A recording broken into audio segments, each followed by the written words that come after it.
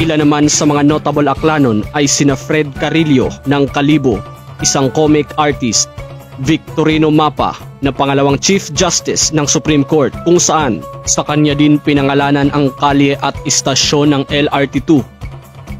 Winnie Arboleda na dating PBA player na huling naglaro sa koponan ng NLEX Road Warriors at ang anak ni Bel Abiera na si Max Collins na nagmula sa Kalibo, Aklan. Avery Sokgang na pambato ng probinsya sa Miss Universe 2023.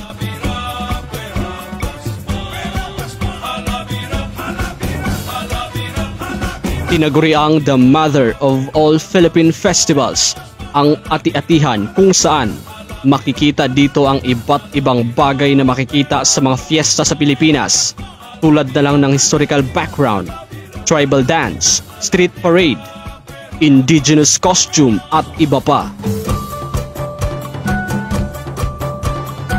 Nagsimula ang pagdiriwang na ito magmula pa sa 10 dato. Pagkatapos lumipat ang mga ati sa kabundukan, naisipan ng mga bagong salta na ipagpatuloy ang pagdiriwang pero dahil wala na ang mga ati, ay naisipan nilang magpahid ng pampaitim sa muka at katawan bilang pagpupugay at sa pagdating ng Kastila ay tsaka naging pagdiriwang na ito ng kapistahan ng Santo Niño. Ilan naman sa mga pangunahing kinabubuhay ng mga aklanon ay ang agrikultura kung saan palay, nyog at mga prutas tulad ng mangga, rambutan, lanzones at saging na lakatan. Isang special product na pinya, specifically ang dahon nito na ginagawang pinya cloth na kadalasang hinahabi bilang barong Tagalog at lalong-lalo na ang kanilang turismo. Mga delicacies na pagkain tulad ng isdang kinilaw, chicken binakol, chicken inubaran at ang napakasarap na tamilok na kadalasang kinakaing hilaw. Ito ay uod na nakukuha sa mga puno ng bakawan.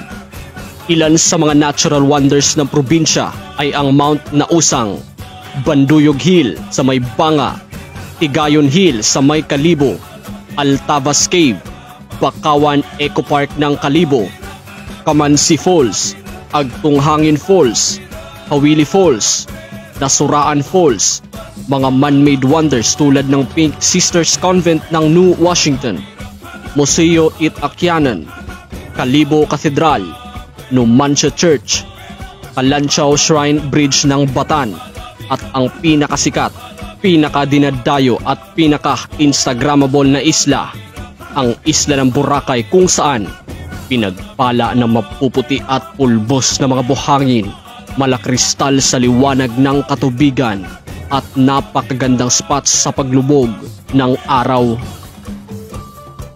Nakaranas ng iba't ibang pagsubok at mga kalamidad.